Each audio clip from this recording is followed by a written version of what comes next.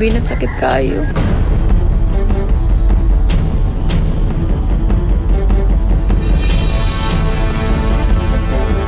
Hindi ko talaga maano, sakit. Guys, grabe kinikilabutan ako ngayon. Legit, ayan, nakikita nyo? Nalaglag pa. Hindi na. Ay, kawawa.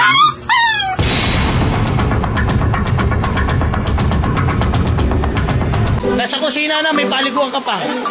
Oo. Ay, pwede ka maligo dyan. Only water ang kusina dito.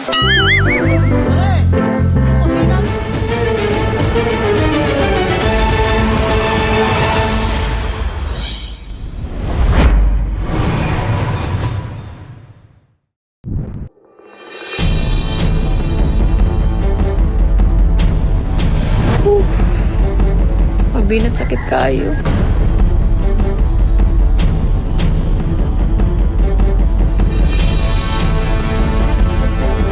Hindi ko talaga maano, sakit, sobra.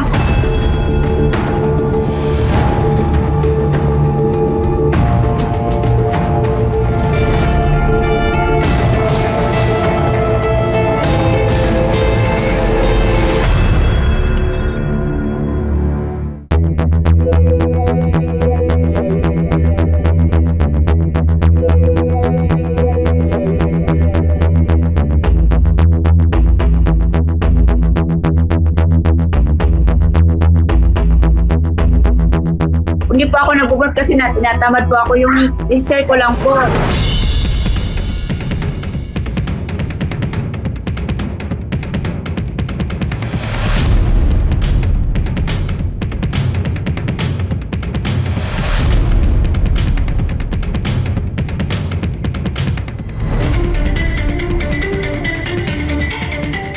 Una, konti lang po siya. Isa-isa lang. Tapos, nung pangalawa, marami na.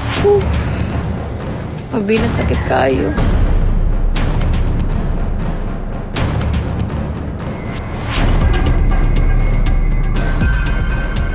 Hindi ko talaga maano, sakit, sobra.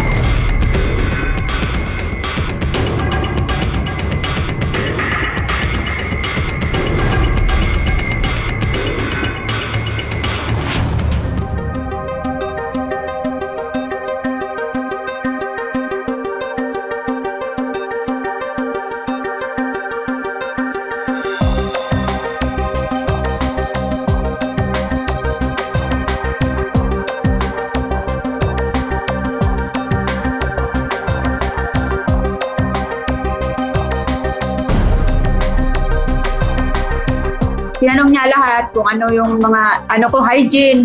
Sabi ko, naniligo po ako araw-araw. Sabi niya, ano gamit mo pang tanggal ng buhok? Sabi ko po, yung tiyan po, yung binubunot. Sabi niya, nako, bawal sa'yo yan. Ganon, tigilan mo na yan. Maaring yung trauma sa balat, no? Like for example, you're pulling the hair from the hair follicle. Ano yung butas sa skin natin? So you're pulling the hair from the skin, no? Ang mangyayari nun, dahil bigla mong hinila, nadadamage yung skin natin. Kasi karamihan ng balat natin, meron talagang bacteria na nakatira, normal bacteria. Kung binunot mo yung hair mo forcibly, pwedeng madamage yung skin na yun, kaya papapasukan ng bacteria yun.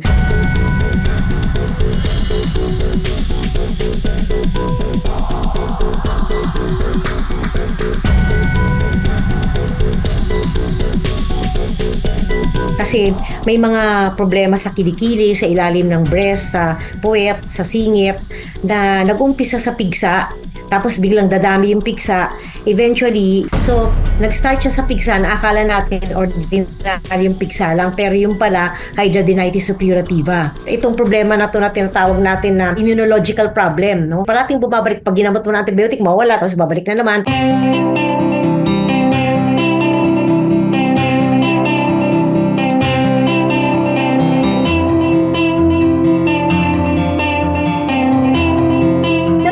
Yung maliit na lang po yung nakakapako. Ito po, magaling na po talaga siya. Ito yung maliit na bukol na lang po.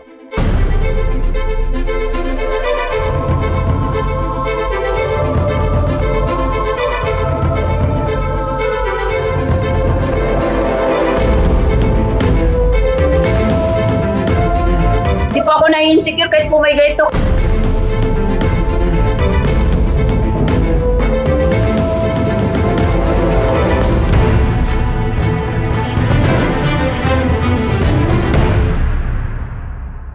Guys, grabe kinikilabutan ako ngayon. Legit, ayan, nakikita nyo? Nalaglag pa!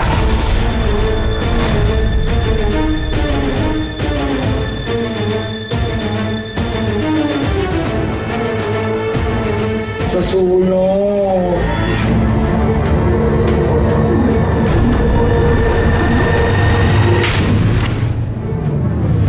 Ayan pa, oh! Grabe! Ayun, oh! Ang dami pa lalo. Pinasok na kami hanggang dito sa loob ng bahay.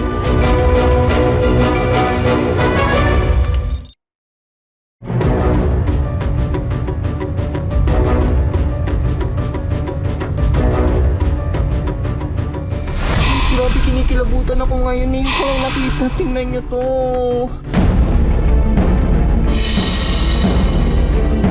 Ayan guys, tingnan nyo. Garapata yan eh. Pakapangilabot to guys. Ay, nakikita niyo ba?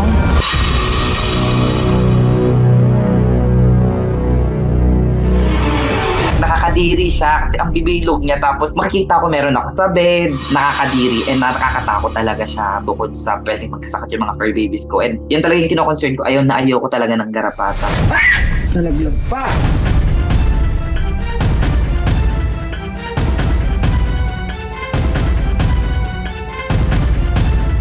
Ayan ang garapata, ang laman.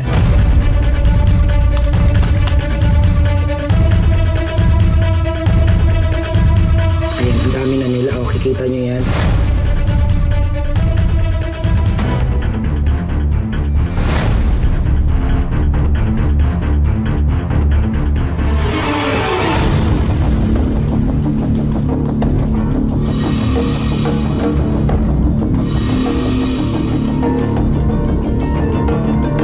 After niya mga anak, mga June or July, nag-start yung garapata doon. Kasi after niyang mga anak, tumatakas na ulit siya. Ayun, nakapagdala siya ng garapata. Concern ko kasi talaga sa kanya, ang wino-worry ko is bakit siya nagka-tick and please while siya is meron naman siyang tinitik.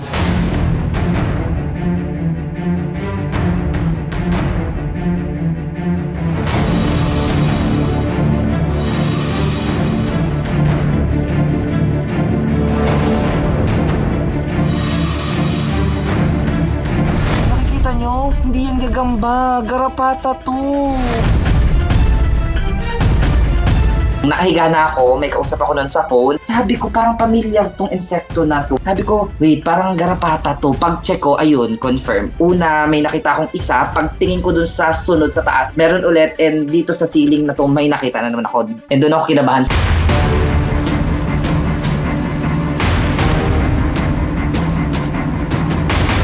Feeling ko nakapangitlog na siya kasi yung flat na siya.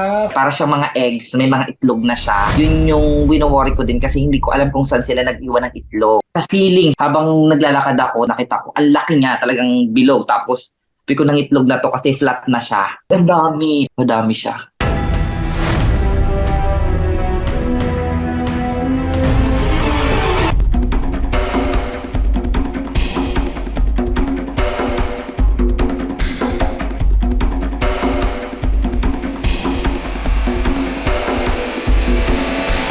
Ang wino-worry ko is, after kasing humiwala, yung iba buhay pa. And baka mag-iwan ng mga itlog kung saan-saan.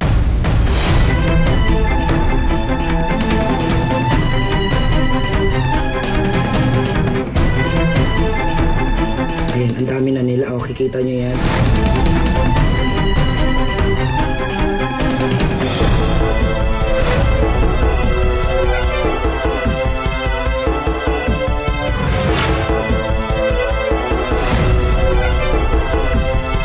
Since there are diseases that can be transmitted from the blood na naandoon sa ticks, it's not safe for us to just touch the ticks by our hand. At hindi rin safe na tirisin natin gamit ng ating kuko or bare hands yung garapata. We can get tweezers, pwede nating walisin, pwede nating gamitan ng vacuum.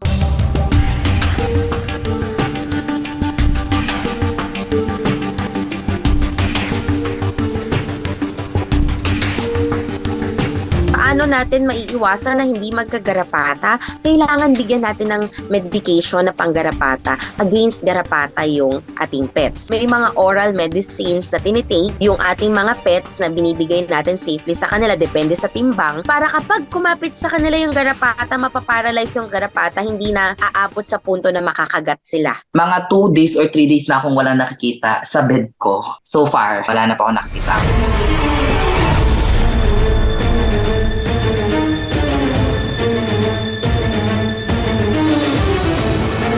Legit, ayan, nakikita nyo?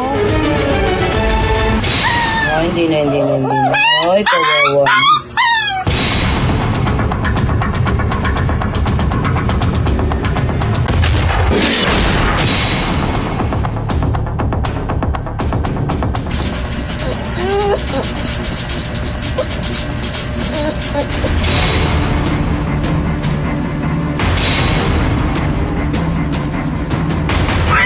Ay, kawawa.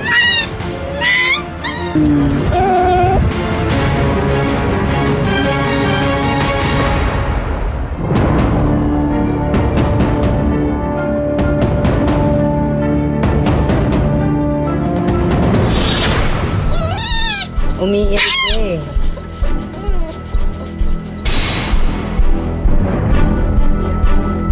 Iyak na siya ng iyak. Nakakaawa yung iyak niya kasi iba.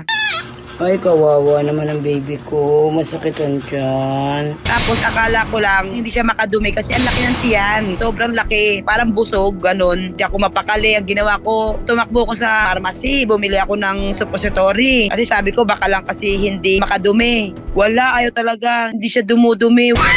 Ay, kawawa.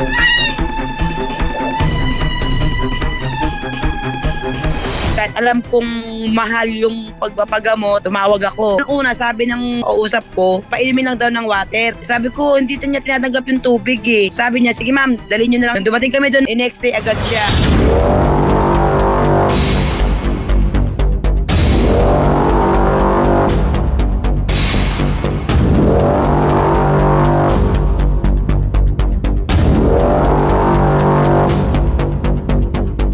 Clinic, ang lakas ng iyak niya eh. Lakas talaga. Bugula, kawawa naman. So yung case po ni Panda is what we call FBO or foreign body obstruction. Common po ito sa mga tuta kasi yung behavior nila is curious at palagi silang nagngangat-ngat kung ano-ano. Then minsan po, nilulunok nila. Wala, himas lang ni mama. May himas lang ni mama. Masas tayo, masas.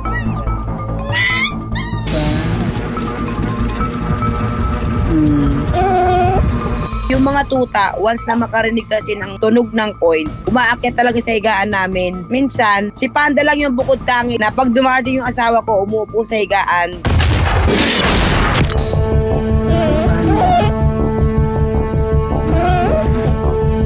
Sabi ko, Dok, magkano ho ba ang pa-opera? Sabi niya, nasa 21,000 daw. Sabi ko, naku, wala ho akong 21,000. Pero, hindi pa doon natatapos na yung parang sumuko ako.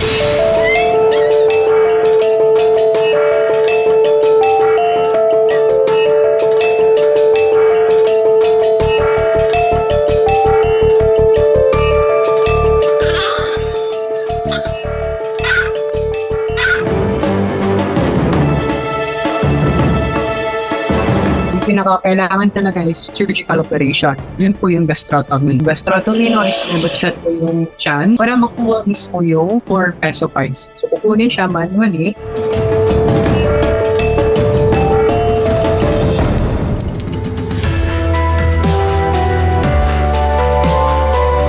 Bye-bye, Panda. Diyan ka lang ha. Balikan. Tinext ako ng doktor. Ma'am, successful na po yung operation ni Panda. Okay na po. Ay, kawawa naman yung baby.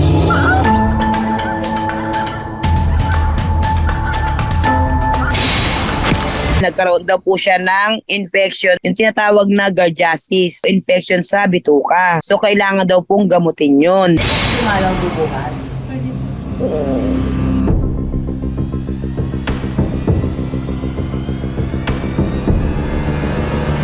During procedure or napansin sa bituka niya, sa small intestine niya, medyo nag-block na siya. So it means yung blood flow, hindi siya dumadalo. nagmumuta siya, tapos yung hyperesthesia. So, palagi siyang in pain kahit hindi naman siya ginagalaw. So, yun po, nakapag-decide ako, PCR siya for confirmatory diagnosis.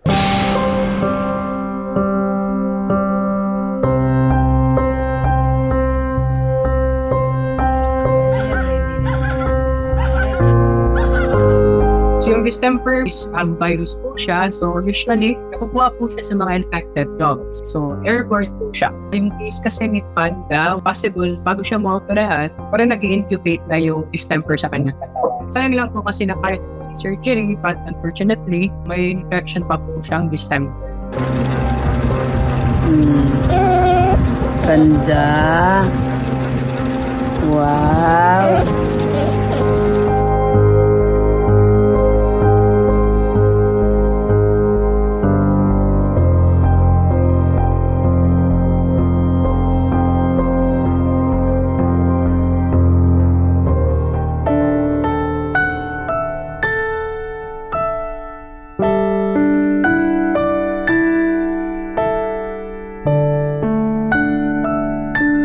Parang nagpaalam na rin siya. Ayun. Tapos maya-maya, ikot siya ng ikot. Lakad ng lakad. Tumingin sa akin. Parang tumango siya. Maya-maya, sumuka na siya.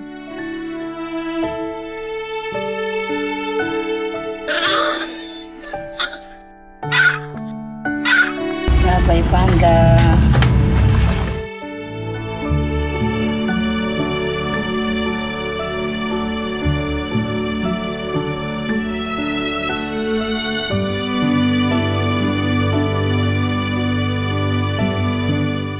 Masakit talaga. Parang baby na rin kasi, parang baby ko na rin. Siya na lang yung pinagtutuunan ko ng pansin, ng pag-aalaga. Nasa kusina na, may paliguan ka pa. Oo. Kaya pwede ka maligo dyan. Only water ang kusina dito. Ano yan? Unlimited na tubig. Pare, yung kusina mo, only water. Diba? Nakakita ba kayo?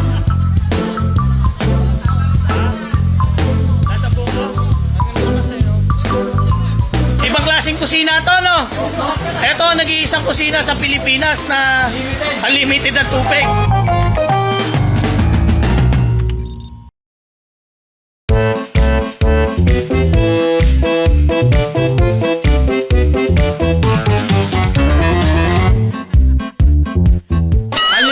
Kusina dito. Wow!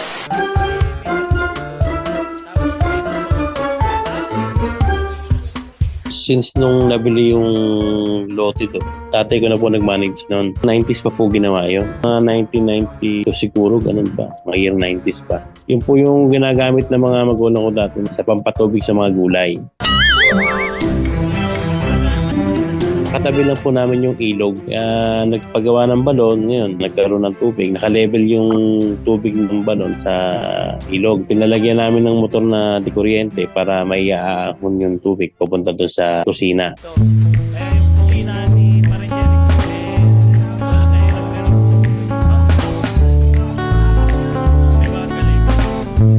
Unlimited ang tubig.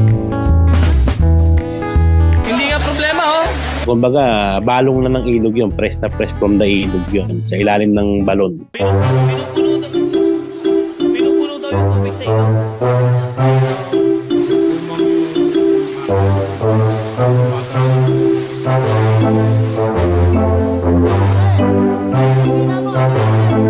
Only water ang kusina dito. Kahit po dumating ang El Nino, hindi po siya natitiyo. Malakas pa rin po ang balong. Kahit siya maghapon umandar, ginagamit lang yung tubig sa pampainom sa mga manok, pandinis sa paligid. Ang tubig po doon, tag-init, taglamig, talagang malamig ang tubig. Parehas. Kasi nga po galing sa ilalim, kumbaga bukal.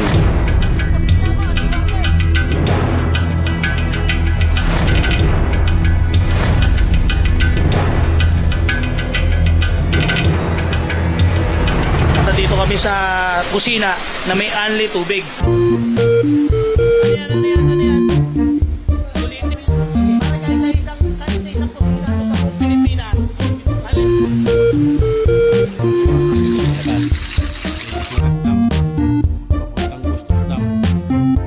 ikot na siya. Sa ilog lang din siya babaksa kasi po meron po yung sangka. Natawag na sangka, yung dadalawin ng tubig, pabalik na ilog.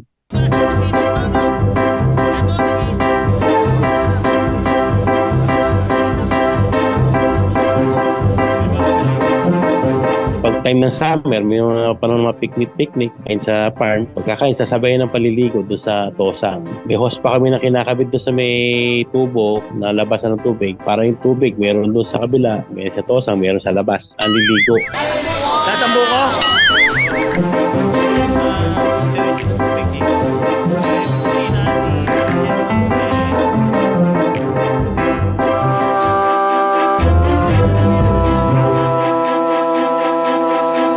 Ibang klaseng kusina to, no? Hindi nga